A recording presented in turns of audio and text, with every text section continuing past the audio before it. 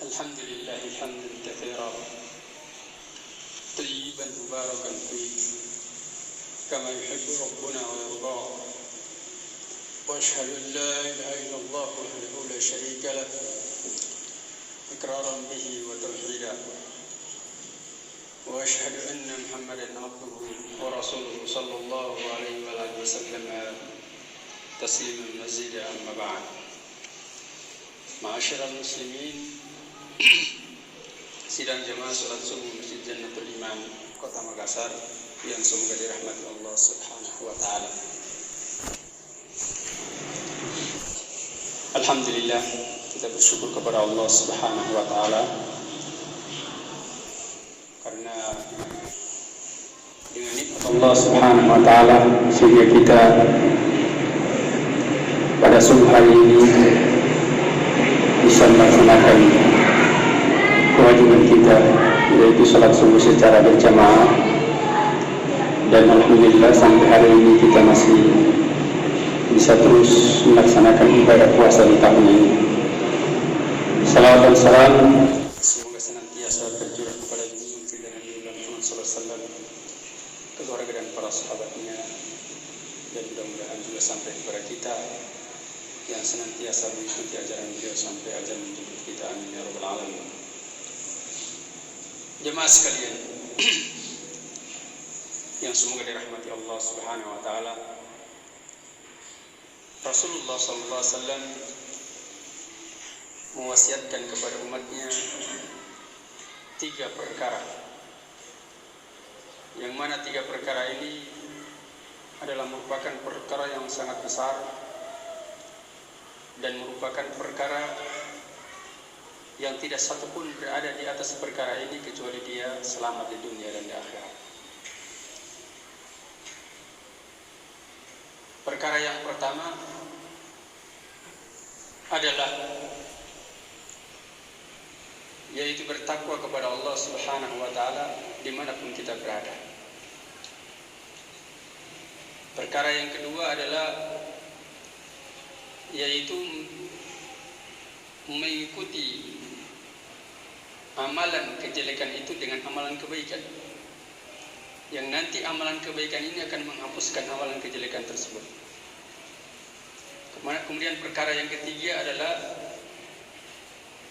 mempergauli manusia dengan akhlak yang baik. 3 perkara ini disebutkan oleh Nabi sallallahu alaihi wasallam dalam hadis yang diriwayatkan oleh Imam At-Tirmidzi dan dihasankan oleh Syekh Al-Albani dalam Sahih Al-Jami' dari 2 orang sahabat yang mulia, yaitu Abu Dzar Jundub ibnu Junadah dan Abu Abdurrahman Mu'adz bin Jabal radhiyallahu taala anhuma. Semoga Allah meridhai mereka berdua, yang mana mereka mengatakan bahwa Rasulullah sallallahu alaihi wasallam bersabda, ittaqillaha haitsu ma kunta. Bertakwalah engkau kepada Allah dimanapun engkau berada. Wa atbi'is sayyi'atal hasanata tamhuha. Dan ikutilah amalan kejelekan itu dengan amalan kebaikan. Tamhuha. Niscaya amalan kebaikan itu akan menghapuskan amalan kejelekan. Wa khaliqin nasa bi khuluqin hasan. Dan pergaulilah manusia dengan akhlak yang baik. Jemaah sekalian yang semoga dirahmati Allah Subhanahu wa taala, perkara yang pertama adalah bertakwa kepada Allah Subhanahu wa taala dimanapun kita berada. Ketakwaan kepada Allah Subhanahu wa taala adalah merupakan jalan satu-satunya yang bisa menyelamatkan seorang hamba di dunia dan di akhirat. Takwa dalam artian di sini adalah imtithal awamirihi wa ijtinabu nawahihi, yaitu melaksanakan segala perintah Allah Subhanahu wa taala dan menjauhi segala larangan-larangannya. Takwa kepada Allah Subhanahu wa taala adalah merupakan sebesar-besar amalan. Karena dengan ketakwaan kepada Allah Subhanahu wa taala, seseorang itu dia akan dimasukkan ke dalam surga. Oleh karena itu Allah Subhanahu wa taala ciptakan surga itu adalah untuk orang-orang yang bertakwa. Disebutkan dalam banyak ayat di dalam Al-Qur'an bahwasanya surga itu adalah uiddat lil muttaqin. Dipersiapkan bagi orang-orang yang bertakwa. Oleh karena itu Allah Subhanahu wa taala memerintahkan hamba-hambanya untuk senantiasa memperbanyak bekal takwa untuk mendapatkan surga. Bekal takwa adalah merupakan sebaik-baik bekal.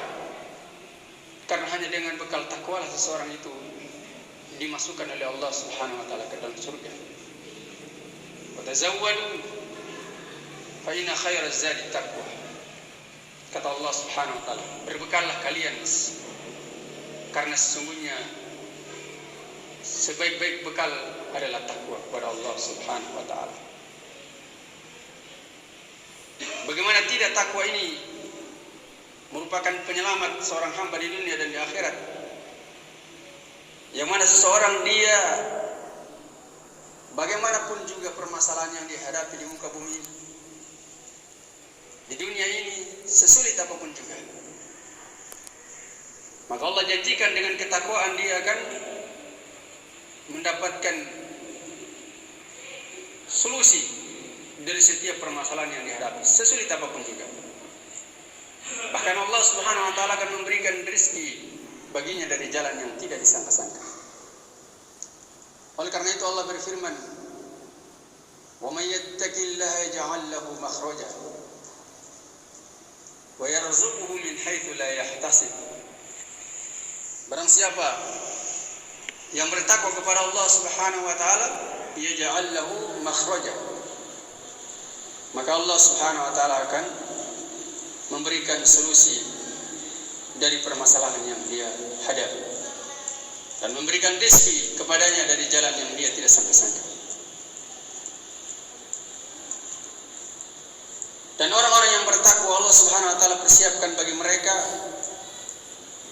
surga yang mana kenikmatannya belum pernah terlihat oleh mata, belum pernah didengar oleh telinga, dan belum pernah terbayang di dalam hati manusia. Senikmat apapun juga surga itu apa yang kita bayangkan hari ini, maka itu tidak ada apa-apanya dengan apa yang kenikmatan yang Allah Subhanahu wa taala berikan di surga. Oleh karena itu dalam hadits qudsi Allah Subhanahu wa taala berfirman, "A'dadtu li ibadiyas shalihin." Saya persiapkan untuk hamba-hambaku yang saleh, yang bertakwa kepada Allah Subhanahu wa taala, ma la 'ainun ra'at, yaitu kenikmatan-kenikmatan surga yang belum pernah terlihat oleh mata, wala udhunun sami'at, dan belum pernah didengar oleh telinga, wala khatara ala qalbi bashar, dan belum pernah terbetik dalam hati manusia. Di surga jemaah sekalian ada buah-buahan seperti buah-buahan yang ada di dunia. Di surga ada pepaya, di dunia juga ada pepaya. Tapi senikmat apapun pepaya yang kita makan di dunia ini, tidak ada apa-apanya dibandingkan dengan pepaya yang ada di surga. Di surga ada kurma, di dunia juga kita makan kurma. Seenak apapun juga, senikmat apapun juga kurma yang kita makan di dunia, itu tidak ada apa-apanya dibandingkan dengan kurma yang ada di surga. Kenikmatan kurma yang ada di surga, kenikmatan pepaya yang ada di surga, itu ma la ainun ra'at wala udhun sami'at wala khatar ala qalbi bashar.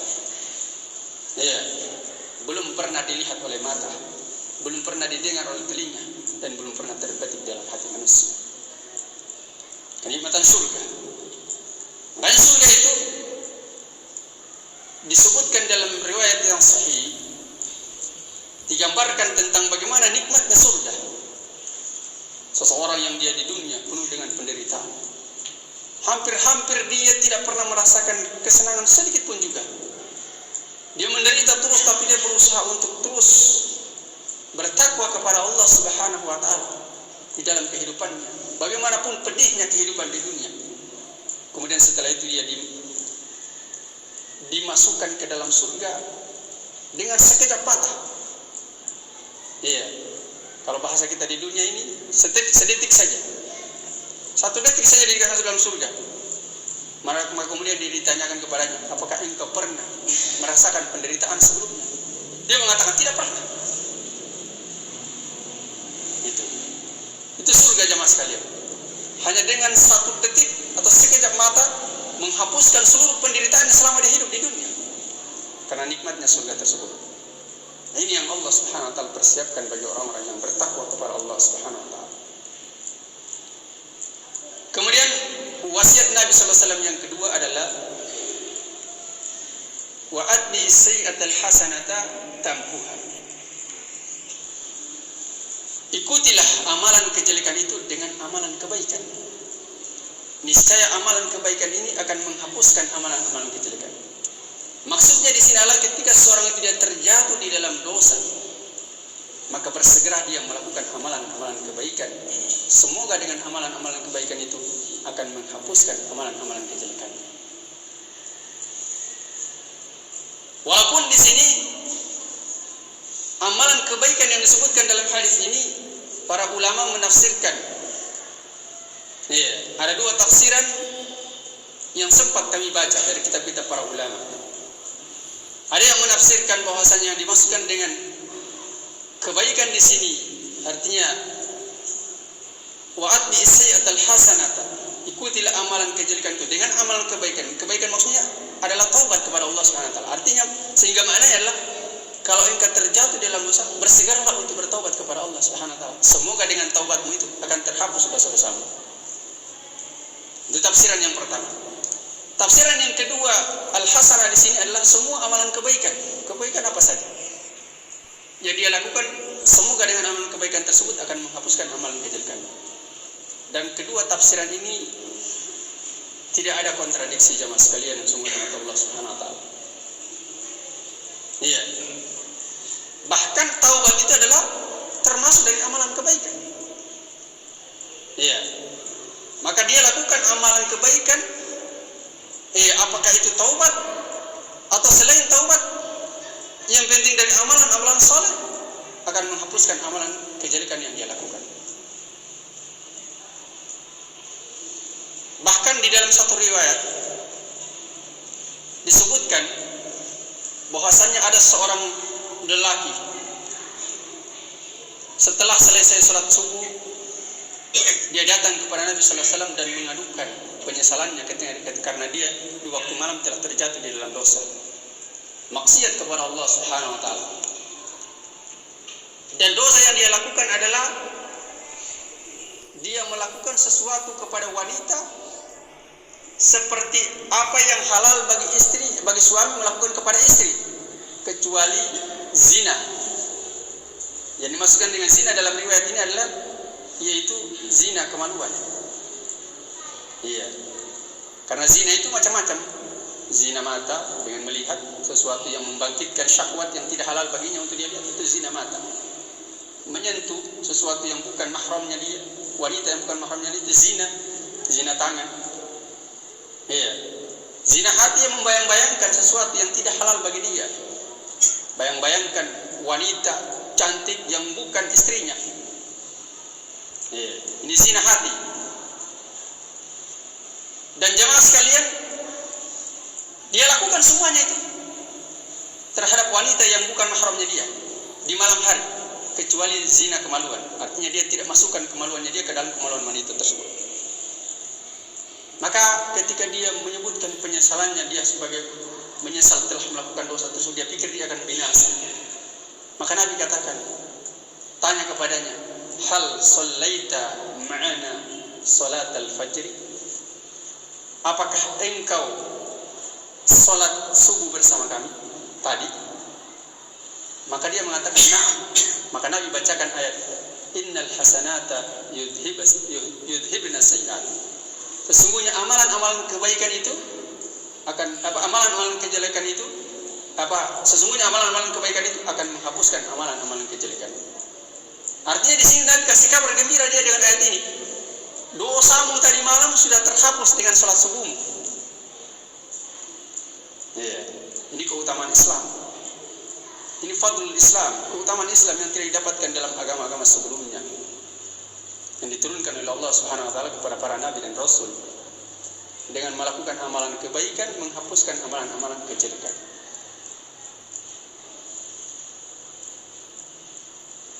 Tapi kalau dia bertobat kepada Allah Subhanahu wa taala tentu lebih utama.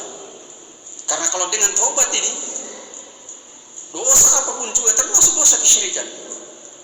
Kalau seorang dia bertobat kepada Allah Subhanahu wa taala, maka kata Nabi sallallahu alaihi wasallam, at-taibu kaman la dhanba lahu.